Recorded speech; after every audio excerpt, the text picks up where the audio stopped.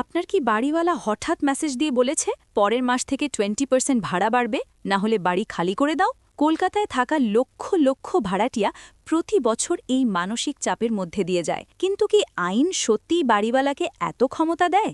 একেবারেই নয়। পশ্চিমবঙ্গের রেন্ট কন্ট্রোল নিয়মে এমন একটি 5%-এর সিক্রেট রুল লুকানো আছে যা কোনো বাড়িওয়ালা আপনাকে বলবে না। তাহলে আজ আমি খুলব কলকাতা রেন্ট কন্ট্রোলের সেই রহস্য যা আপনার কষ্টে উপার্জিত টাকা অবৈধ রেন্ট হাইক থেকে বাঁচাতে পারে। তাহলে বুঝি দ্য মিথ ভার্সেস রিয়ালিটি। প্রথমে একটি বড় বিভ্রান্তি দূর করি। অনেক মানুষ মনে করে বছর শেষ হলে 10% ভাড়া বাড়ানো বাড়িওয়ালার জন্মসিদ্ধ অধিকার। বাস্তবতা হল West Bengal premises tenancy act 1997 অনুযায়ী যদি আপনার বাড়ির রেন্ট কন্ট্রোলের আওতায় থাকে তাহলে ভাড়া ফেয়ার রেন্টের ভিত্তিতে নির্ধারিত হয় এবং আইন বলে একবার ভাড়া ফিক্স হলে সেটি প্রতি 3 বছর অন্তর কেবল 5% বাড়ানো যেতে পারে। অর্থাৎ যা 10-20% দাবি আপনি প্রতি বছর সহ্য করেন তা প্রায় অবৈধ।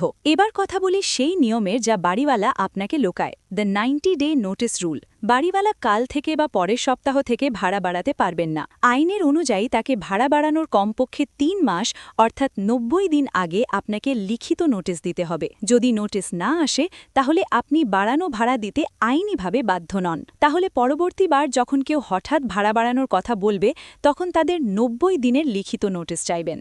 দেখবেন তাদের জবাব বন্ধ হয়ে যাবে। এখন 2025-এর নতুন নিয়ম এবং আপনার সুরক্ষা কি? 2025-এ রেন্টাল মার্কেট অনেক পরিবর্তিত হয়েছে। এখন রেজিস্ট্রেশন এবং ডিজিটাল রেন্ট এগ্রিমেন্টসের যুগ। নতুন নিয়মের প্রস্তাব অনুযায়ী বাৎসরিক রেন্ট হাইক এখন মুদ্রাস্ফীতি বা মহঙ্গাই দরের সঙ্গে যুক্ত করা হচ্ছে, যা সাধারণত 5-7%-এর মধ্যে থাকে। তবুও যদি বাড়িওয়ালা বাড়ির মেরামত না করে তাহলে আপনি রেন্ট কন্ট্রোলারের কাছে গিয়ে রেন্ট হাইক থামাতে পারবেন এবং রসিদ ছাড়া বাড়ানো ভাড়া কখনো দেবেন না। যদি তারা রসিদ না দেয় তাহলে আপনি আপনার পুরানো ভাড়া রেন্ট কন্ট্রোলারের কাছে জমা দিতে পারেন। এইসব সত্ত্বেও যদি বিরোধ বাড়ে তাহলে কি করবেন? যদি আপনার বাড়িওয়ালা জবরদস্তি করছে তাহলে এই 3টি পদক্ষেপ নিন। প্রথম, চেক দ্য ক্লজ। আপনার এগ্রিমেন্টের রেন্ট এসকেলেশন ক্লজ দেখুন। যদি সেখানে 5% লেখা থাকে এবং তারা 10% চাইছে তাহলে আপনি সরাসরি না বলতে পারেন। দ্বিতীয়, রিপ্লাই টু নোটিস। যদি বাড়িওয়ালা কোনো লিগ্যাল নোটিস পাঠায় তাহলে তাদের নোটিসের আইনি উত্তর অবশ্যই দিন, ইগনোর করা মোটেও নয়। এবং তৃতীয়, অ্যাপ্রোচ দ্য রেন্ট কন্ট্রোলার। কলকাতায় রেন্ট কন্ট্রোলার অফিস আপনার সুরক্ষার জন্য আছে। সেখানে ফিক্সেশন অফ ফেয়ার রেন্টের আবেদন দিন। মনে রাখবেন, ভয় পাওয়া সমাধান নয়, তথ্যই আপনার সবচেয়ে বড় শক্তি। বাড়িওয়ালা এবং ভাড়াটিয়ার সম্পর্ক বিশ্বাসের উপর ভিত্তি করা উচিত, শোষণের উপর নয়। যদি আপনি কলকাতায় ভাড়ায় থাকেন তাহলে আপনার অধিকারগুলো চেনুন। যদি এই ভিডিওটি আপনার জন্য হেল্পফুল হয় তাহলে এটি সেই বন্ধুদের সাথে শেয়ার করুন যার বাড়িওয়ালা সাম্প্রতি ভাড়া বাড়ানোর কথা বলেছিল। কোনো প্রশ্ন আছে? নিচে কমেন্টে লিখুন, আমি নিজে উত্তর দেবার চেষ্টা করব।